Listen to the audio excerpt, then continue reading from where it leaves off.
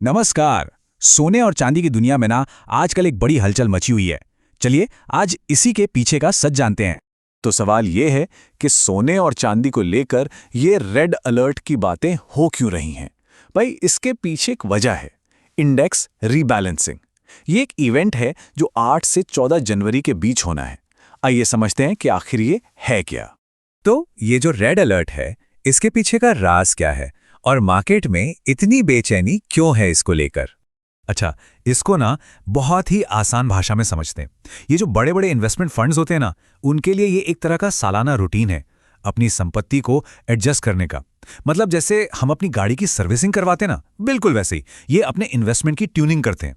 ठीक है, तो अब इस रीबैलेंसिंग को और गहराई से समझने के लिए पहले ये जानना जरूरी है कि ये फंड्स आखिर पैसा लगाते कहाँ हैं। एक कमोडिटी इंडेक्स को ना एक ऐसी टोकरी समझिए जिसमें तरह तरह की चीजें भरी हों। इसमें आपको एनर्जी भी मिलेगी, कीमती धातुएं भी, अनाज भी, सब कुछ। इसका सीधा सा मकसद होता है इन्वेस्टर्स को एक ही जगह से पूरे मार्केट का फ्लेवर देना और साथ ही महंगाई के असर से बचाना। और देखिए, ये कोई छोटा मोटा खेल बिल्कुल नहीं है। हम यहाँ उन बड़े बड़े खिलाड़ियों की बात कर रहे हैं जो अरबों खरबों डॉलर मैनेज करते हैं, और उनकी जो इन्वेस्टमेंट स्ट्रैटेजी होती है ना, वो बहुत ही सटीक और डिसिप्लिन्ड होती है। यहाँ एक बहुत ज़रूरी बात समझनी है। अभी जो हो रहा है वो है रीवेटिंग। इसका मतलब है कि फंड्स सिर्फ अपनी संपत्ति का परसेंटेज एडजस्ट कर रहे हैं। वो सोना या चांदी को पूरी तरह से बेचकर बाहर नहीं जा रहे हैं। ये एक बड़ा फर्क है।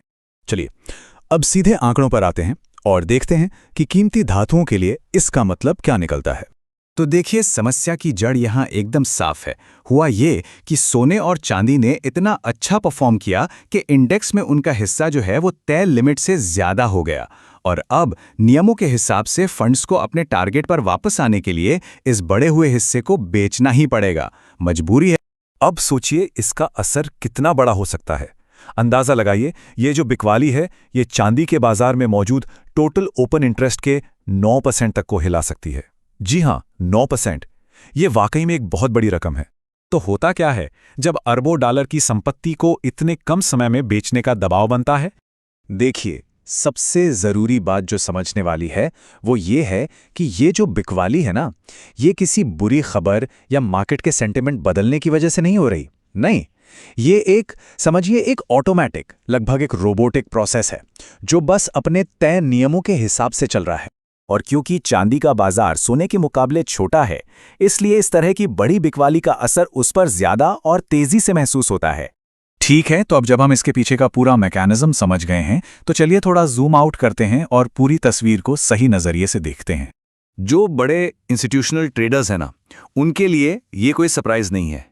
इन बदलावों का ऐलान तो महीनों पहले ही हो चुका था, तो ये पूरी तरह से एक एक्सपेक्टेड इवेंट है।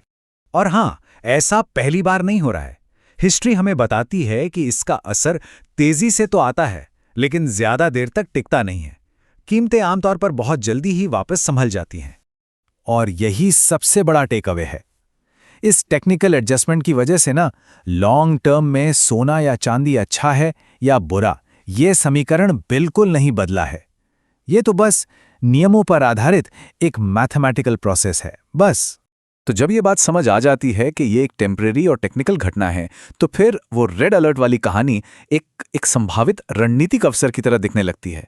खैर, आज के लिए बस इतना ही। हमारे साथ जुड़ने के लिए बहुत बहुत शुक्रिया। रिस्क सिर्फ मार्केट में होता है, प्लानिंग में नहीं। DGN कैपिटल मैनेजमेंट के साथ स्टॉक मार्केट, म्यूचुअल फंड और insurance. AMFI IRDAI certified. Your success are priority.